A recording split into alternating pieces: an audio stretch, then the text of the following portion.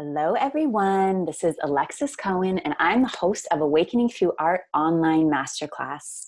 Creative practices to activate healing, inspire connection, and amplify love all around the world. And today we are here with Jennifer Browdy, and she is a professor of comparative literature at Bard College, focusing on global women's literature, spiritual ecology, and social and environmental activism through the arts. She's also an award-winning author, publisher, mentor, editor, and blogger. And she teaches the art and craft of purposeful memoir. Jennifer, welcome. Thank you so much. Yes. I was writing your biography. I'm like, you just do so many incredible things. You must be really busy. Yeah. And there's a few more you didn't even mention. So. Oh yeah. Tell us that. Tell us what I missed. Well, I run Greenfire Press, which is a publishing company, and I help a lot of authors. I do author coaching and editing. And I'm involved in environmental organizations, community organizations. Yeah, I'm pretty on the go all the time. Yeah, you're a woman on a mission. It's really beautiful to see, and not only that, you're supporting others to really step into their creative power as well. So it's wonderful. Okay, so well, I think this is such a cool topic, what we're going to talk about today, the purposeful memoir, because I know there's so many people who want to write a memoir or a book, and so I just really feel like you're going to be able to guide us today.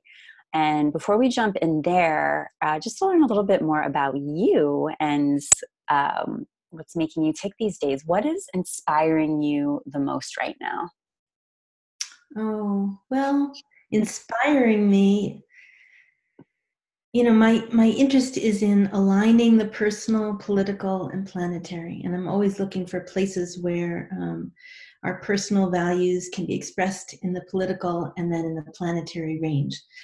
So right now, both politics and the planet are, in a bit of chaos. And so that is inspiring me to work harder and to step up more and to step up my creativity more in response. Can you talk about that? How your creativity is a response to what's happening on the planet and politically? Yeah, well, in a very concrete way, in 2011, I woke up to the climate change issue rather late, but still earlier than a lot of people, I think. And that was when I really started to work on my own memoir. And I used memoir as a process of understanding how we had gotten to this place that I suddenly realized was a crisis moment. And so as I wrote, I realized that my story could stand in for so many people's American story. It was very typical. And that was why for a long time, I didn't think about writing a memoir. I thought my life was too ordinary, for a memoir. But it was actually in that ordinariness that I found the value of what I had to say, because here we all are at this really important moment in time, and we're all being called to step up. We're all being called to give whatever we can to rebalance the planet. So starting from the personal story, and then letting that ripple out into the world. That's what I'm trying to inspire others to do. That's so, doing these interviews, it's really interesting because, and I know I keep saying this on the interviews, you guys, that there's these bits, these threads of wisdom that keep running through what everyone is talking about. And you just spoke right into this one piece, and you just said it so eloquently, how it starts with ourselves and, creating the art for ourselves, for our own healing. And then how it then ripples out into the world. And I mean, I know we're going to really dive in here to purposeful memoir. Can you tell us a little bit about what it was that you found in, that ordinariness that started to ignite things for you? Well, so my story is that I grew up in Manhattan, in the heart of the city, a big city. And I was socialized out of my early love of nature. So I was really fortunate that my parents had a country house, and every weekend we went back and forth, so I had that contrast, city, country. And I became very clear as a child that I loved the country. I cried all the way back in the car to the city. And then as I became an adolescent, that was sort of left behind. And I just, joined the human family fully and left nature behind. Mm. What I realized in 2011, as I began to think about climate change, was that we need to reconnect. I needed to reconnect with the natural world and my early love of it. And we as a species need to get back in touch with nature. So that was the very ordinary story that I think can be applied to many of us. And as I've gone around teaching purposeful memoir and getting other people writing, it's really interesting to ask people to think back to their early childhood, let's say before age 10, and think about what was their connection with nature. And usually even somebody who grew up in the heart of the city remembers the pigeons or, a tree that they would pass on the way to school or something. And I think we just need to reconnect with our value of what's all around us all the time, and to remember that we're part of it. It's not separate from us. That's the illusion, is the separateness. I love thinking of that question of what was your relationship to nature as a kid under 10. Mm-hmm. Like immediately I have those memories of playing in the backyard, or my relationship with this one tree. Mm-hmm. And so many years later, training in shamanism and going back, like, oh, I was connected when I was a kid. I was doing all these same things just by innately, like I knew how to do these practices just by being human. That's right. That's so exciting, right? To realize that. But it's, it's not valued in our culture. So we're in the opposite is true. We're encouraged to forget it. It's, leave that childish stuff behind. Yeah. When I was a kid, you mentioned shamanism. So one of the stories in my memoir is about a wood nymph named Estrella.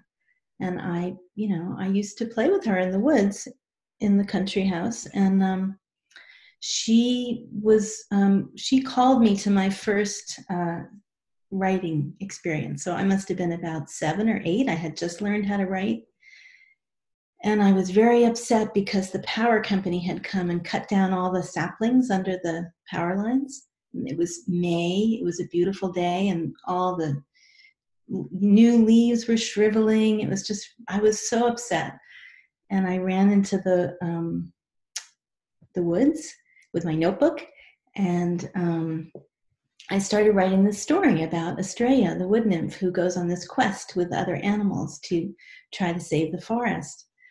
And the funny thing was that I never ended the story because I couldn't imagine how to save the forest. I didn't know the answer to that. And I had forgotten all about it until I started doing this memoir work. And then I remembered that was my first story. And that's the story I'm still writing, and I still need to connect with. And I feel like Estrella is still out there in the forest calling me and saying, we need your help. We need to work together on this. So I'm still answering that call, still trying to figure out what the answer might be. This is so beautiful. Can you share a little bit more with us about what is purposeful memoir? I think we're starting to touch on the spirit of it here. Yeah. Well, I hit on the term purposeful memoir to distinguish it from kind of self-indulgent memoir that you're just writing out of ego, I guess, or you're just writing out of just a personal sense of wanting to retrace your steps. But purposeful memoir, as I understand it, is about finding your larger purpose and using that journey back in time to understand who you are now, how you got here today, and how you as part of a larger community, how we all got here today, and thinking even broader, how did we as an Earth community get where we are today? So it has those layers. And it really, it's interesting because it's looking back. Memoir is always looking back, but Purposeful Memoir looks back in order to understand the present and envision the future. So it's actually becomes future oriented. We want to, stand in the present moment of writing, building a bridge to the future we want to live into. And I know there's so much dystopian thinking around now, and part of my mission is actually to counter that and to get people envisioning the future they want to live into, to a positive vision. Because if we don't sit with that positive vision, we can't manifest it. So that is part of what I'm after with Purposeful Memoir, somewhat paradoxically, looking at the past to envision the future. Yeah. I mean, that makes total sense. It's like we have to sit with what's happened and go from there. And what you're speaking into is just, when I think of creatives and the importance of creatives and artists right now, it's what you just described. It's, that the power of imagination. And if we can't imagine it, we can't create it. And we have the power, we have the power to create this new world together. We do. And, it's, I don't give up hope. And even if, there are some who say that hope is, it's like a will-o-wisp. You can't grab onto it, and that we should just focus on persistence and never mind hope. Just keep going, But I still love the word hope. And I think of hope as a verb, and that we do hope together. It's most powerful when we're doing it together. Mm-hmm. So that's also part of the memoir work is I do a lot of workshops in memoir, and I gather people, especially women, in circle together to share this whole journey that we're all on together. And that feels like doing hope to me. It feels hopeful. Mm-hmm.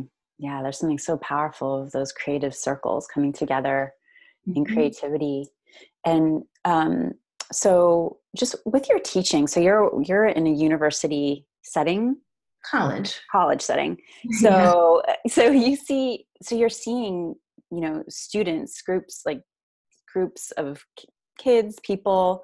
Are you noticing something shifting in these last several years with the consciousness of the people coming through your classes? Yes. The students are definitely more awake. They're more woke, right? And sometimes way ahead of me.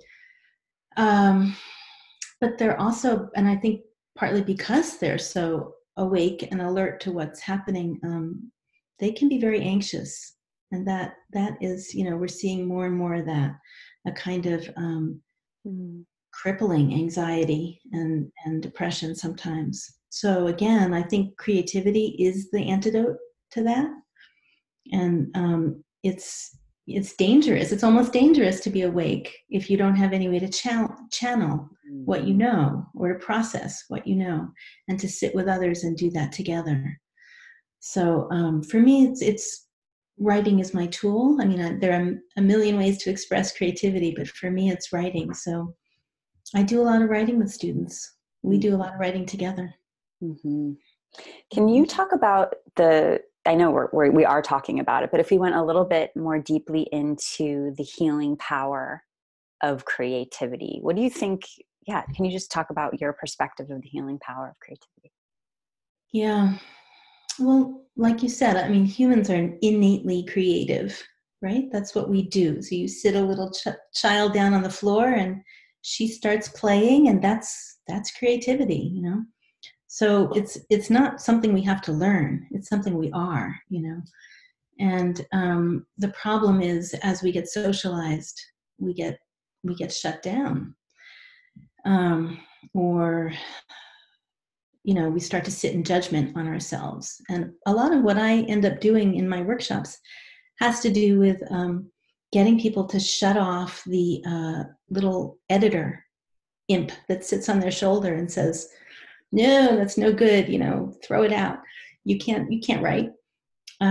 So at Bard, we use focused free write as a technique. We do it all across the disciplines, which is just free writing, which is just writing. Best if it's done by hand in a notebook, but it's okay on the computer as well. And timed writing, so 5-minute free writes, just to loosen up the writing muscle and try to circumvent that inner censor, because that seems to be the block that comes as we get older. And for students, it's strong. By the time they get to college, they have been indoctrinated in what writing should be, and I'm sure, and painting or film, whatever. So one of the reasons I really love memoir, personal narrative, is because we are deliberately writing in our own voices. And, the way we express ourselves is the right way, because that's our voice. It's undeniable. So I think it's really healing to get back in touch with your own voice, to start to value your own voice, and to give yourself the freedom to just relax into your voice the way, little kids, again, they'll just sing and hum and, talk to themselves, tell themselves stories. That's what we want to get back to as adults, if we possibly can. That freedom. Mm-hmm. Those books, as you're sharing, I'm thinking about a bunch of books are coming to mind, where some memoirs, some fictional, where the voice is so distinct and it's so free that as a writer, after you read their stuff, it like inspires you to just use your own voice. Like there's just like a relief of like, oh yeah, I get to just use my voice, and that actually connects with people so much more than if I'm trying to be super heady. Exactly. Yes. So I have a doctorate in comparative literature, and that was a huge process of indoctrination into a different voice, a very different voice. And it took me years to get back to my own voice, and it was hard, So it was a process of therapy, really. And now I don't want to write that way anymore. I got my doctorate in 1994, so quite a while ago, and I'm sort of ready to leave it behind. It informs who I am, and I've done a lot with it, but now I think we're being called to just step into our own voices as authentically as possible, and just say what we have to say simply and directly and without jargon. So that's what I'm after. Mm-hmm. I agree. Yeah. And so who should practice purposeful memoir, and how do we get started with this process? Well, I think it's for everyone. It's, the ordinary piece is you don't have to be a celebrity or, it's for anyone at all. We all have stories, and all stories are of value. So that's first and foremost. The more you live, the richer your story gets. So, most of the people that I'm working with individually or in groups, I would say they're 40 and up. That tends to be kind of a pattern. How,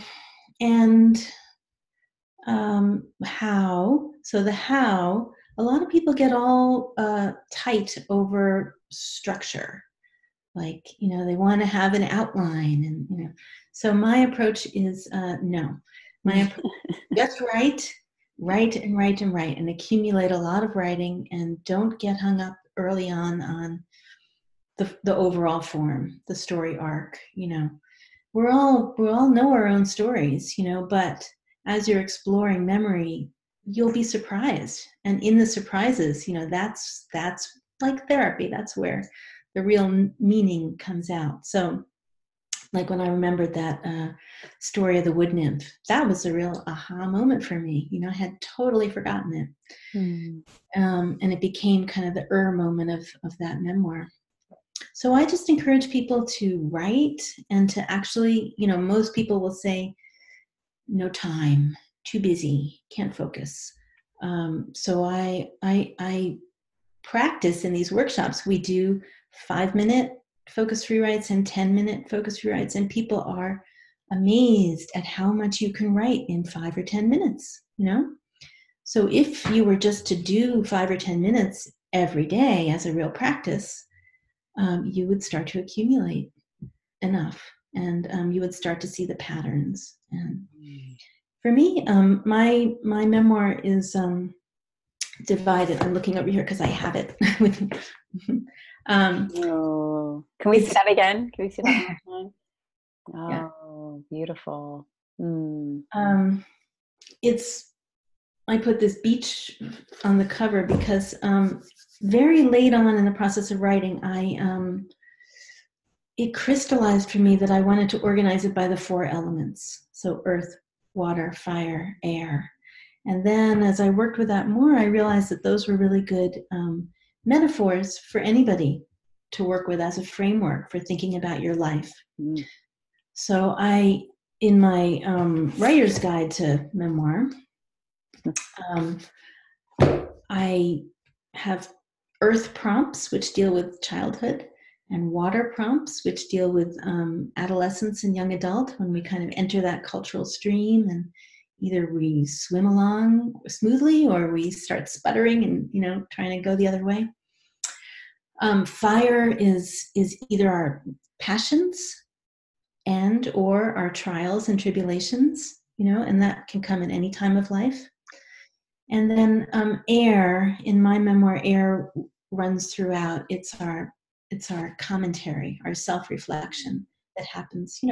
We're always thinking about what happened yesterday and what happened 10 years ago. Memory is very fluid that way in terms of time. So that's the air for me, is reflections. So I get people writing in this framework, and it's just another way to think about organizing your memories.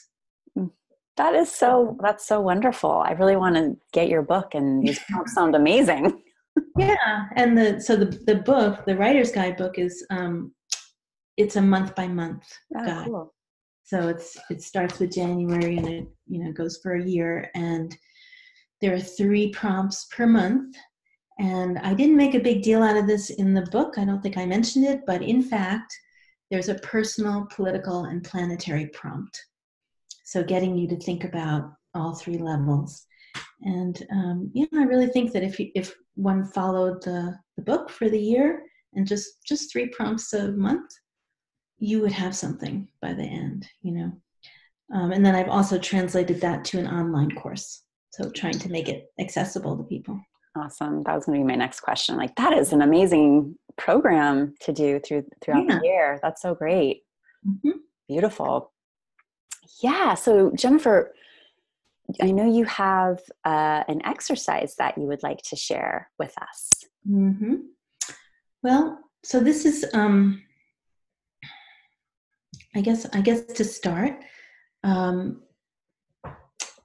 often mention to people that Freud famously thought of memory as like the city of Pompeii, where there are levels and levels of memory, and you dig down like an archaeologist, and you find treasure at the bottom. But in the 21st century, it makes more sense to think of memory as quantum. Mm-hmm. So, and my image for that is more like a big hotel corridor with lots of doors. And you could open any door and be in a particular time and place. Like the memories are there for you. They're in your mind. And you can step through those thresholds and be back in that place and that time and place. So one thing I like to have people do, I like to start with childhood because it's such a potent time. Mm-hmm. It's where everything begins. It's the ground. So I like to ask people to go back to a childhood bedroom. Pick one. You may have only had one, or you may have moved around, but pick one and put yourself on that bed in your bedroom and start writing about what you see, and what you feel and what's happening in that room. and what you can hear happening in the house around you. And I often encourage people to write in the present tense, because that way you're plunging yourself back to that moment. So I am sitting on my bed and my cat is at the end, whatever. So we will write for 5 minutes about, from that perch on the childhood bed, and then move out into the house. So pick up, and it's important to pick a particular time. So let's say this is my childhood home. I'm 6 years old. This is who else is in the house with me. My mom, my dad, my siblings. Who was there? And this is what, it was a Saturday. Okay, what would be happening on a Saturday morning in my childhood home when I was 6? Just write about it. What was going on? And again, staying in the present tense can be really helpful. And then, after writing about that for a while, the next step is, okay, let's open the door to outside. So if you're living in an apartment building like I lived in a building, opening the door meant getting into the elevator and going down and going out. And, it was like a whole process to get outside. And that in itself tells you something, Or if you have a yard, you can just open the door and what do you see outside the door? What's there in that yard that has stuck in your memory all these years? If it's still there, there's a reason for it. There's a special tree that you used to climb, or there were neighbors. What do you see outside? And then you can keep going. So you can walk down the street as a 6-year-old. Where were you? What was happening in that town, in that community? And then, this is a longer project, but I will get people to do some research. So say it was, 1967, and you were 6 years old. Well, what was happening in 1967 in your town, in your state, in your country, in the world, politically? And what was happening with the planet, which is something that most of us don't even think about at all, But actually, when I started to do research like that by year or by decade, it's very interesting to see, to look at what was happening with bird populations in a given year, or weather patterns, or, So how was the planet feeling that year, and what was happening in what we usually consider the backdrop of our lives, So I was born in 1962, and that happened to be the year that Silent Spring was published. And, what was going on was all this spraying of DDT, and that was rippling out into the environment. So that was part of what I, of course, was unaware of then, but it impacted me. So that's an example of a purposeful memoir exercise. Oh, I love that. So for the audience, please pause this recording at the different places that Jennifer prompted you, and, take your time. Would you suggest writing these for 5-10 minutes, or is this more, these are for 5 or 10 minutes each one, giving yourself that kind of container? So 5 or 10 minutes on the bed, in the home, out the door.